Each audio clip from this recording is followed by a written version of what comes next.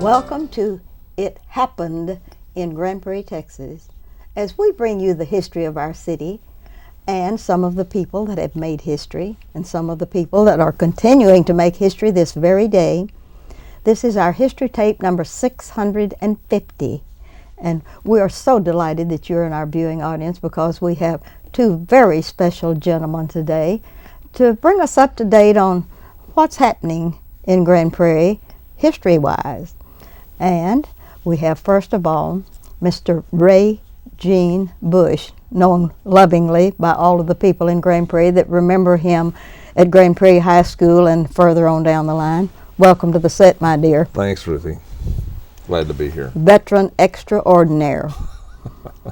And we have the man in charge of where all of us meet for veterans activities, Mr. Chip Namey.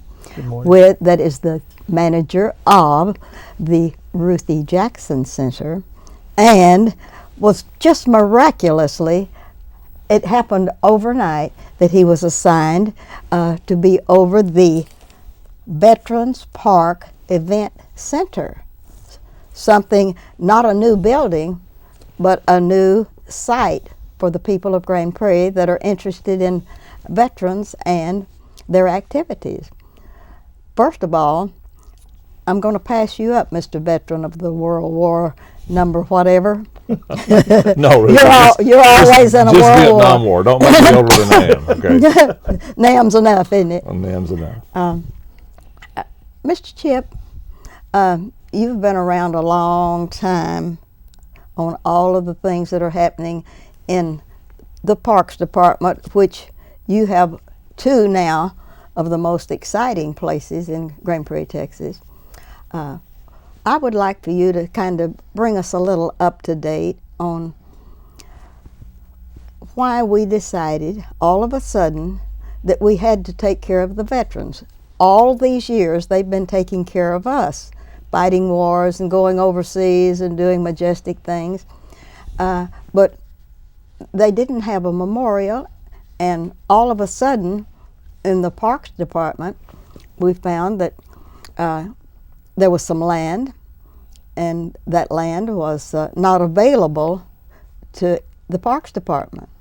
It was being set aside for a parking site for the library, for the police department, and several other things. And when some majestic people asked if we could have that land, they said no, that it was reserved for that, and we would have to go through a lot of changes.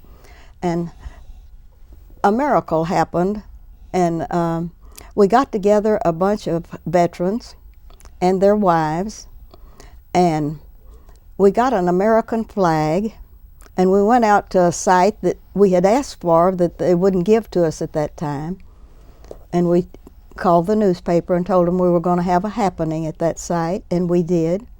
And we took the flag out there with all of us around it, and we put that flag in the ground and said, "This is our land. We pledge this land." And all of a sudden, about 3 weeks later, we got a call from the Parks Department director, and he said, "Yes, the hierarchy has decided that we may have the land for the veterans." And that was such a wonderful happening for those veterans, and they were very glad.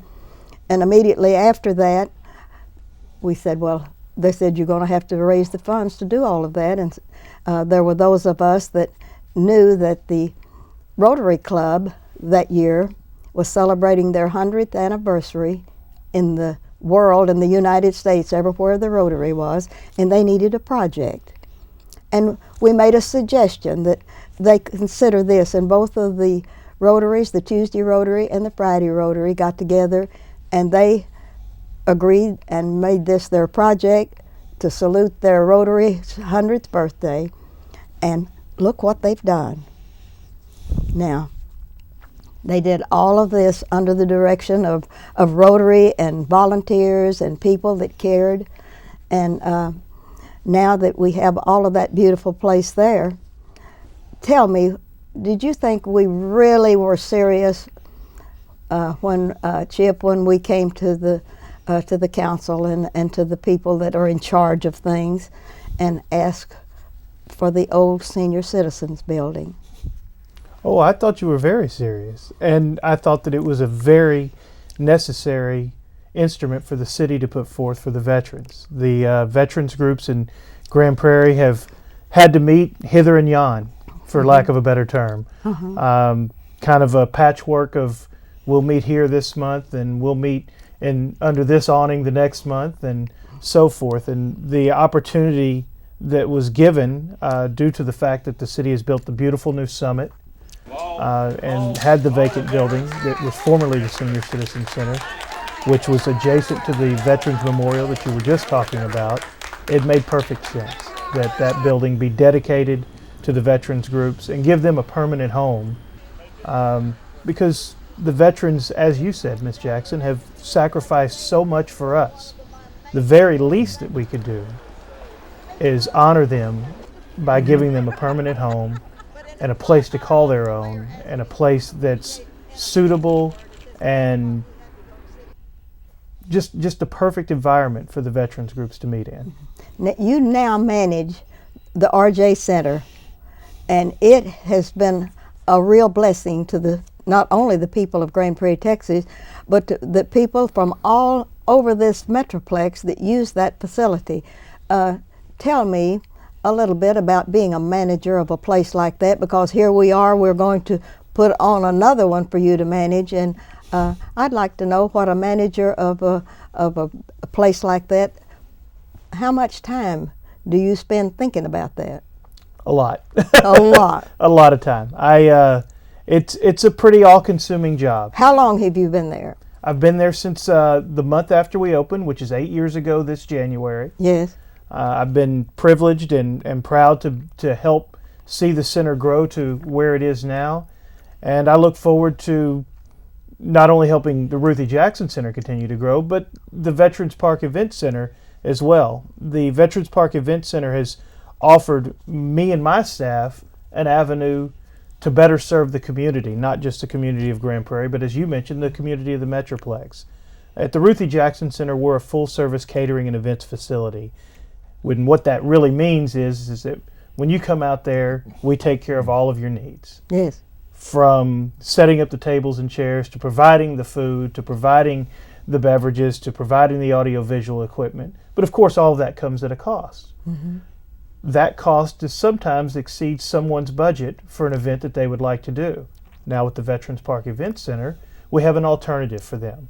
Still a beautiful facility, still absolutely first class, but it's a little less labor intensive from our end. Therefore, we can pass that savings on to the people that are renting the space. Yes. So in addition to being a great home for our veterans, we are helping to pay for that building by renting that space out to Grand Prairie residents of other towns in the Metroplex. When the veterans aren't using it? Yes, ma'am, that's correct. The veterans groups get first dibs on the building. Do they make all of their arrangements through your place, they do. your Yes, office? ma'am. We schedule all of their meetings. They give me a calendar that they would like to have the space, and I schedule all of that. And then in the open times, the times that they have not reserved, my staff and I use that veterans building, or the Veterans Park Event Center, as another avenue to serve the people that come into our building. Perhaps someone comes in and they want to have a baby shower, but they'd like to bring in their own food. Well, that's not something that's allowed at the Ruthie Jackson Center, because that's not the type of facility that we operate, and that's not in our business model. Now we do have an avenue for them. They can rent the Veterans Park Event Center. They can bring in their own food. They're responsible for the setup of the tables. They're responsible for the cleanup when they're done. But by taking on that responsibility, they also realize quite a bit of a savings. So it gives us an opportunity for people whose budget may not meet the Ruthie Jackson Center may not be able to meet. They now can use the Veterans Park Event Center, and hopefully we could still keep them in Grand Prairie. And that's the plan. That is magnificent. Now, what does this do to you and your schedule? Does that keep you pretty busy? Oh, yes, ma'am, it does. I would say that on average we probably field 15 to 20 inquiries a week about the Veterans Park Event Center now, that the word is starting to spread. Oh, so good. that number will grow. We currently have 2 church groups that meet up there every Sunday morning. Good. So that space is now in use on Sunday mornings. In the month of December, for instance, while the veterans groups have several of the Saturday days taken up with their normal meetings, we have every Saturday evening leading up to Christmas booked with a private event up there. So the reception to the place has been extraordinary, and it obviously is meeting a need that has been there for a while. Oh, that is wonderful. I'm going to let you rest a minute. Perfect. Because I've just got to get to Regine a little bit.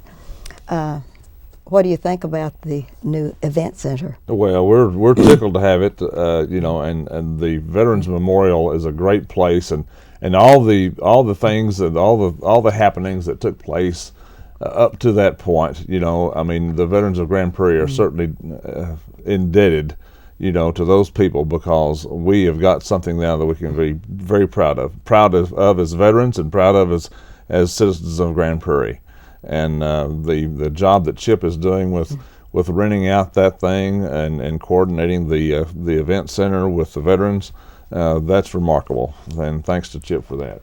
Number 10, excuse me, number 1013, which is your Vietnam group that meets, began how many years ago? Just a couple of years ago. We're a pretty young organization now. Vietnam veterans have been around for a long time, but our chapter is only about a couple of years old, and we now have about 55 to 60 members. It kind of fluctuates because everybody doesn't keep their membership maintained with the national organization. So we get our roll from the national organization is depending on how many paid their dues that month. When you began a couple of years ago, where'd you meet?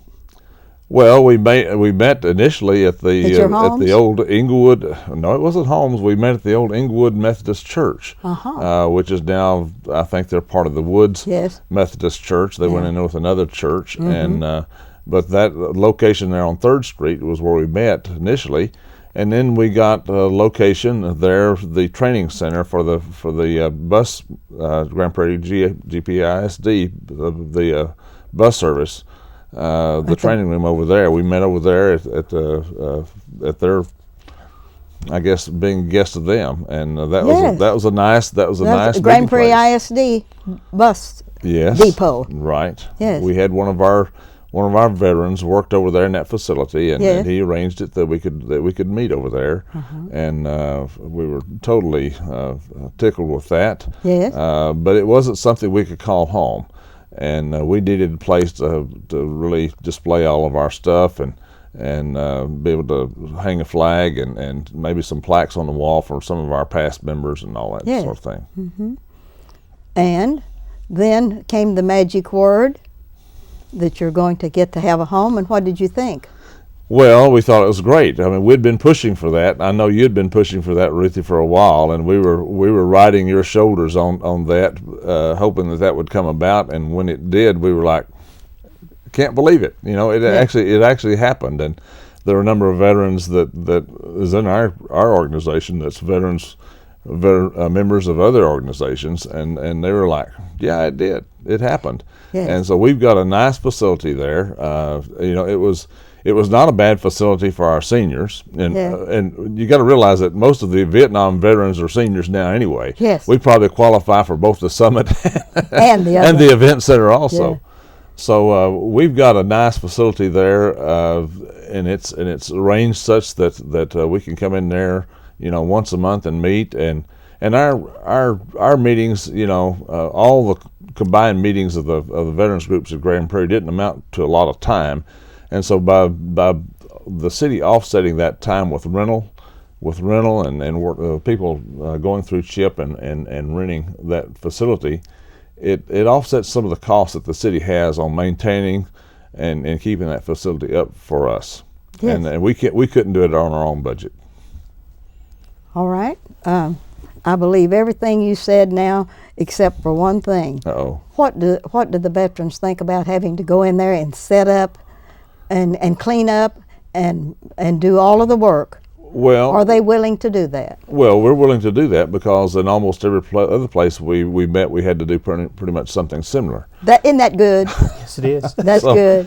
So, and you know, we realize too, I mean, there's some of the veterans groups that may have some difficulty in setting up tables and chairs. Yes. And I think Chip has worked out something with the Boy Scout troop here in Grand Prairie that if at their request, if they wanted to have the tables and chairs set up for them, they could just contact that Boy Scout troop and they would do that for them. And I think that's a great deal. It's a great service for the Scout troop, and it's a great benefit to the veterans group that needs that. That's wonderful. All right. What kind of programs can you plan for that building? We can plan anything, and we can actually plan things that include food. Now this coming month, December, we're actually going to be meeting out at the Golden Corral and having kind of a meal out there, and using one of their rooms out there. The Golden Corral has been really good with the veterans and the supporting us and giving free meals. On the 15th, they had a free meal there and to all veterans, and I went out there with another couple of other veterans, and the parking lot was so full that you couldn't even get in, so we had to go elsewhere. But we certainly appreciate that, and and there's other places in town that recognize veterans also. That is great. Well, don't you feel more at home now that you have a more permanent place? We do, and the fact that it's there close to the Veterans Memorial. I mean, I've got classmates whose names fall on those columns out there, and it just seems to be a very fitting location. I would have been totally distraught had we not gotten that facility, and I just am tickled that the city saw the foresight and had the ability to make that happen for us, and it's just wonderful. You know, the city of Grand Prairie has done a lot to support its veterans. Yes. In fact, we had that T-shirt here on one time that had Grand Prairie honors its veterans, and you probably remember that. And yes, and you painted me one, and I wore it. You did, and I'm tickled that you did, Ruthie. Mm-hmm. That's wonderful. That's great, Mr. Chip. Now that all of this is happening to you and your crew, do you think that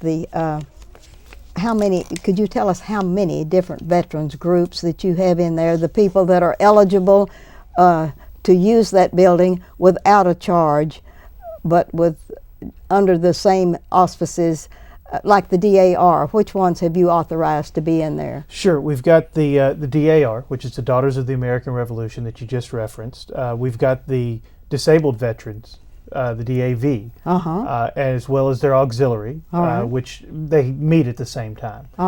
We've got the Korean War veterans, and then we also have Ray's group, the Vietnam Veterans group. Those are I'm sorry, I've left out the American Legion. They meet only quarterly here, whereas a lot of places have their own American Legion Hall. We don't have that in Grand Prairie, so the American Legion does meet up there. And the American Legion, and Ray, you could correct me if I'm mistaken here, my understanding is it's made up of veterans from all of the different wars. I think so. Not war specific, right? As are some of the others. So those are the groups that meet there under the agreement of the veterans groups will be provided with this space. In addition to those groups, we have several other small service organizations that rent the space because, again, as I said, the space is very inexpensive to rent. We've got the Grand Prairie ISD retirees group. Which is not necessarily retired teachers; it's retired school personnel. Yes, ma'am. So they meet there at their monthly meetings. As I mentioned, we have a couple of church groups on Sunday mornings. We've done numerous other things, but those are sort of the ongoing meetings that we have. And as Ray mentioned, the whole purpose of renting the space out is to offset the cost so that the city can continue to provide this building for the veterans without also incurring any additional cost. And that's been my charge, is to make the building at the very least revenue neutral. If we can make it revenue positive, then that's all the better. That allows us to reinvest in the building, to do the upgrades that will inevitably come along. But the main goal is to make sure that it doesn't cost the city or its citizens any additional money. But even if it did, quite frankly, the cost that these veterans have endured and given up for us is more than worth it. Well, I noticed that on November the 11th, next year is going to be 11, 11, 11, you know, because it's 11, 11, and 10 this year. Yeah. And I noticed that you already have a sign on the old senior citizens building that it says it is the Veterans Park Event Center. That's correct. It's there, and we dedicated that on the 11th, and I thought that was wonderful, and I believe you had the role in that, Your Majesty. he was our program, of course, for Veterans Day at the memorial site, and then when we came to that site, he got to help dedicate the building. The mayor had another commitment, and between Regine and I, we did a real bang-up job. I'm not a veteran, and he was not the mayor either. So but we got it all done, didn't we? They provided a big enough pair of scissors for us to do the task. Wasn't that a huge pair of scissors? That really was. Well, I'm so thankful that that is dedicated and that all of the people are there. But there was one, I guess, a speck of history that I did not cover, because when you mentioned the American Legion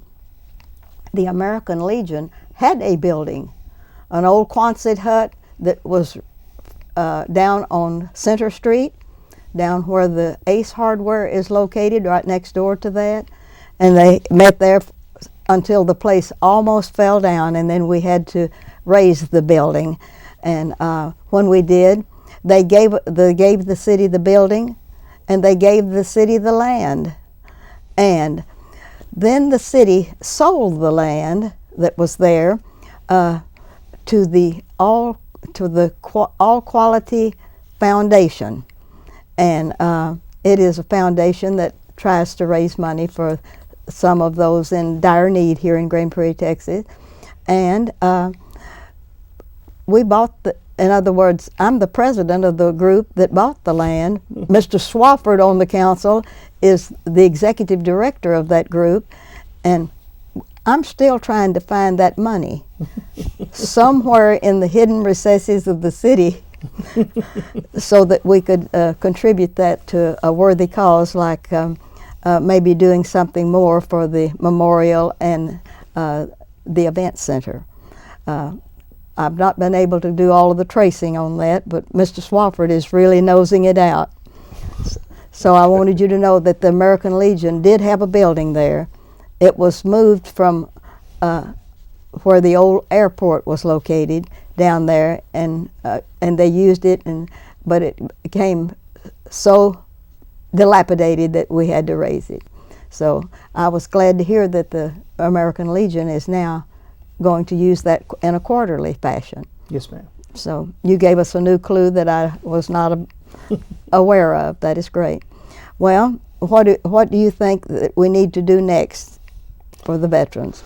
Well, we've got that whole corner is what I'm understanding. That whole corner there is kind of the Veterans Park now. Not just, we've got the Veterans Memorial, and we got the Veterans Park Event Center. And those are two entities, but now they comprise part of what is called the Veterans Park. Is that right, on that property? I have not been able to domino that one yet, but I asked the same question at the meeting that we had, and that is up to the Parks Board, and I think that would be something nice for someone that is the manager of that to snoop it out to see if we could make that a part of the park system, because both of them are entities in the same place, and that would make a nice happening, wouldn't it? Because I'm sure that over the years that we will have more memorials. Now we just on Veterans Day we unveiled a very nice sculpture, Wasn't that right? Beautiful? Called Freedom, and this sculpture is it stands on a masonry pedestal. And you've got 10 doves in flight coming off of a five-sided pentagon feature representing the 5 different branches of service. And I think it looks very nice. And our new fence around. The new fence, and even the repair job on the part of the fence that got hit by a car coming off of 161. Yes. That looks nice too. Yes. Well, I think that we have done justice to the veterans so far, and I want to thank y'all both for being here. But first of all, I'd like for you to look out into your camera and thank the people of Grand Prairie for favoring the veterans by doing these things, regardless of who did it. I'd like for you to look out into your camera that says guest right here, okay, and say something. You have 1 minute and a half to do it. Yes, on behalf of all the veterans of Grand Prairie, I would just like to say a thank you to the Grand Prairie City Government and all the citizenry of Grand Prairie that made it possible for the veterans to have use of that Veterans Park Event Center and the beautiful Veterans Memorial that's beside it. And we would love to have that all become part of Veterans Park. Thank you. I knew you were going to beg for something. That's good. Isn't that good? And Chip, I'd like for you to invite people to call you in the event that they might have something real exciting to do in that center, and see if it's available, and help us to put that on the market. Certainly. I'd like to invite everybody in Grand Prairie to please call us at the Ruthie Jackson Center. The phone number is 972-237-7500. We're here to help you plan whatever event you may have, be it large or small. We've got now 2 facilities, as we've talked about today, both the Ruthie Jackson Center, which is a lovely facility with a brand new wedding garden. It's less than a year and a half old. Yes. In addition to that, we now have the wonderful Veterans Park Event Center that gives us a lot of flexibility to help you meet your budget. That's good. That's wonderful. I want to thank y'all both for coming today, and just help us to recognize the fact that the city may be a little bit late in doing some of the things, but I think it was so timely, and I want to thank you all for helping us in every way to get that message before the people and before the council. And God bless America. Thank you, Ruthie. God bless. God bless the veterans. And this is Ruthie Jackson reminding you that anything that happens historically is worthwhile, and it's our pleasure and our honor to bring it to you. And please let us hear from you. And we'd like to salute the Scout Troop number 202 at the Reagan School. And it has been a wonderful happening there, because we had a veterans program. It was second to none. They always have guests. And I'd like to salute not only that Scout Troop 202, because Scout Anderson decided that we needed to have this display shown that were on all of the tables at Reagan School. And we also would like to thank the wonderful group that we have of the council there at Reagan School. And thanks to Reagan School for always coming across with what we needed.